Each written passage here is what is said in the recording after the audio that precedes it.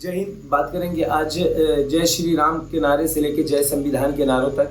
पिछले 10 सालों में जय श्री राम के नारों को लेकर के जिस तरह से हड़कंप मचा हुआ था और जिस तरह से राम जी के नाम को लेकर के सारे पूरे भारत में कह लीजिए एक अलग सा माहौल पैदा था।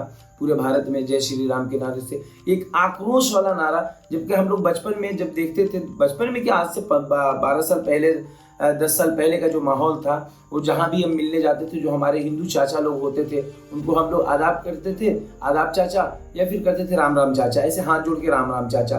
तो उसकी भावना ही कुछ अलग थी। लेकिन अभी हम आक्रोश के लिए जय श्री राम का नारा लगाते हैं और उस नारे के साथ साथ हम एक चीज़ और नोटिस कर रहे हैं और आप लोग भी नोटिस कर रहे होंगे कि एक हनुमान जी की तस्वीर आजकल वायरल हो रही है, बिल्कुल एकदम गुस्से वाली तस्वीर, जबकि उनकी छवि कुछ और है और हम कुछ और दिखाने की कोशिश कर रहे हैं। हनुमान जी या राम जी की जो तस्वीरें हैं उसमें हम कुछ अलग छवि दिखाने की कोशिश कर रहे हैं। हमारे जो भगवान हैं राम जी, वो पूजनीय है निश्चित तौर पे। उनकी जो जीवनी पढ़े हुए लोग हैं, उनकी जो जीवनी को जानते हैं, वो इस चीज़ को कभी नहीं स्वीकारेंगे कि कोई आक्रोश के लिए जय श्री राम का नारा लगाए इस तरह के काम के लिए जिससे किसी के भावनाओं को ठेस पहुंचे।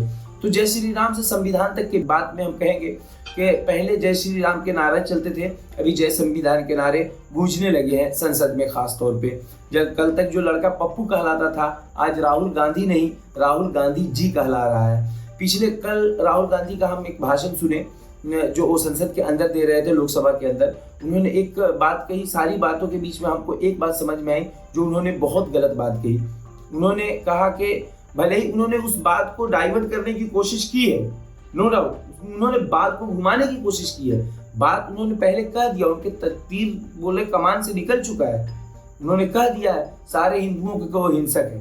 लोग अपने आप को हिंदू कहते हैं, वो 24 घंटा हिंसा, जबकि ये सरासर गलत है।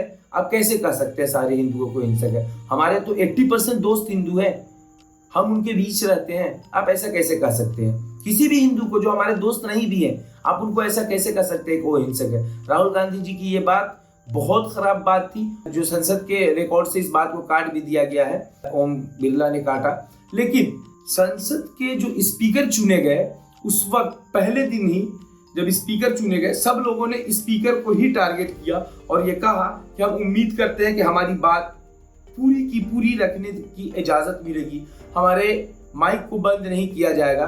कल के भाषण में एक मर्तबा बाय मिस्टेक राहुल गांधी की माइक बंद हुई और उन्होंने उसका भी जिक्र किया। लेकिन इन सब के जवाब में श्री अमित शाह और नरेंद्र मोदी जी खड़े होकर के इसका डिफेंस किए और उन्होंने संसद में कहा कि आप सारे हिंदुओं को हिंसक नहीं कह सकते हैं।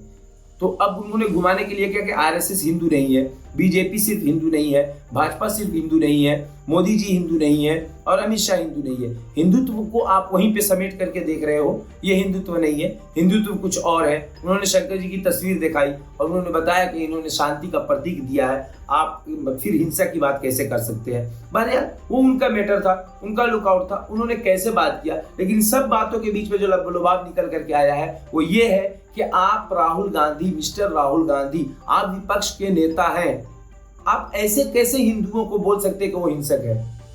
हम इस बात की आलोचना करते हैं और हम नहीं करते हैं, बल्कि अगर आप भी आलोचना करते हैं इस बात के तो कमेंट बॉक्स में हमारे आकर के बताइए कि हम इस बात की आलोचना करते हैं। आप सभी हिंदुओं को हिंसक कैसे बोल सकते हैं?